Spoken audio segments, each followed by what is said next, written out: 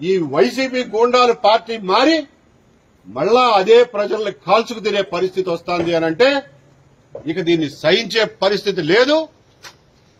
ప్రభుత్వం దీనికి సంబంధించిన అధికారులు, సంబంధించిన ప్రజాప్రతినిధులు తగిన చర్యలు తీసుకుంటారా? తీసుకోండి. లేకపోతే ఈ వైసీపీ గూండాల మీద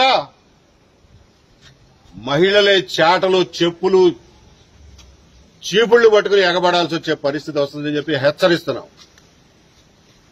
కష్టపడి ఎన్నో దుర్మార్గాలను సహించి, ఎంతో అణచివేతను సహించి 5 సంవత్సరాలు ప్రాణాలు ఒగ్గబట్టుకుని కష్టపడి ప్రభుత్వాన్ని మార్చుకుంటే మళ్ళా అదే వైసీపీ గూండాలు పార్టీ మారి ప్రజల మీద స్వైర విహారం చేస్తాంటే, అచ్చోసిన ఆంబోతుల్లాగా మీదకు వస్తాంటే చూస్తూ ఊరుకునే పరిస్థితి లేదని చెప్పి ఒక గ్రామస్తుడిగా ఆమెకు జరిగిన అన్యాయాన్ని చూసి సహించలేక ఈ రోజున మండల ఆఫీస్కి, వెలుగు ఆఫీస్కి వచ్చి దీని గురించి రిప్రజెంటేషన్ చేసి పత్రికాముఖంగా అందరికీ తెలియజేస్తాం.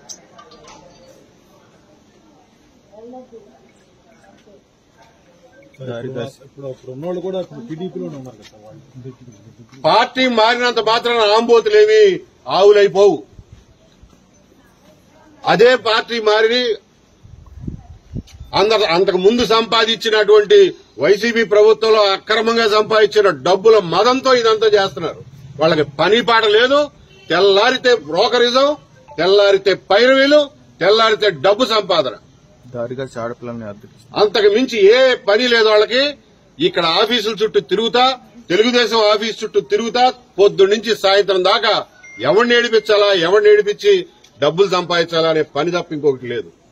వీళ్ళని గుర్తించి గమనించి తెలుగుదేశం పార్టీ కూడా చర్యలు తీసుకోవాలని చెప్పి నేను కోరుతున్నా. లేనినాడు ప్రజలు, అన్యాయానికి గురవుతున్నటువంటి ప్రజలు వాళ్ళంతటా వాళ్లే చర్యలు తీసుకోవాలనే పరిస్థితి వస్తుందని కూడా చెప్తున్నా.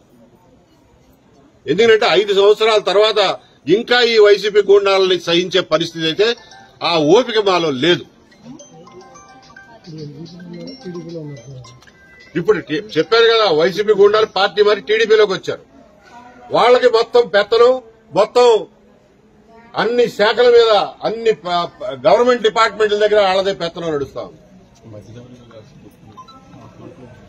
ఇది అయిపోయిన తర్వాత ఒక మహిళ మీద ఏ మాత్రం భయం గాని, సిగ్గు గాని లేకుండా ఆమెను దారి కాసి పుస్తకాలు లాక్కోవడానికి ప్రయత్నం చేశారు. దాని మీద కంప్లైంట్ ఇస్తే దీని మీద ఏం చర్యలు తీసుకున్నారో ఇవాళ పోలీస్ స్టేషన్కి పోయి కూడా అడగడానికి నిశ్చయించుకున్నాం. అలాగే వీళ్ళని ఆటోలో తీసుకొచ్చినందుకు ఒక ఆటో డ్రైవర్ని పట్టుకుని కొడితే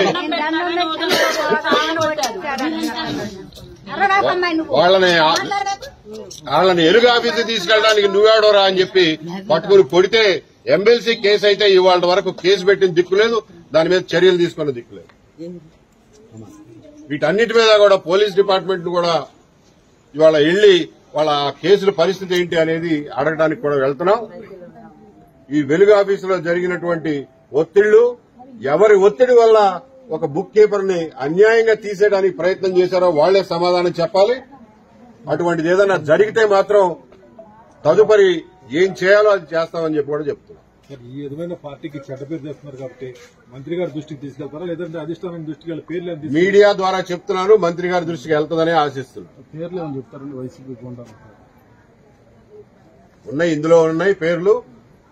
కలగర శివసాయి ఇటన్నిటికీ ముఠాకి నాయకుడు, వాళ్ళ వెనకాల ఉండే పెత్తందారులు ఉన్నారు. తరతరాలుగా వచ్చేటటువంటి పెత్తందారులే మళ్ళా ఇవాళ పార్టీలు మారి అధికార పార్టీ ముసుగులో మళ్ళా అదే పెత్తందారితనం, అదే గూండాయిజం చేస్తున్నారు. ఇబ్బంది పడుకుంటే ఎన్ని గ్రూపులు ఉన్నాయి సార్?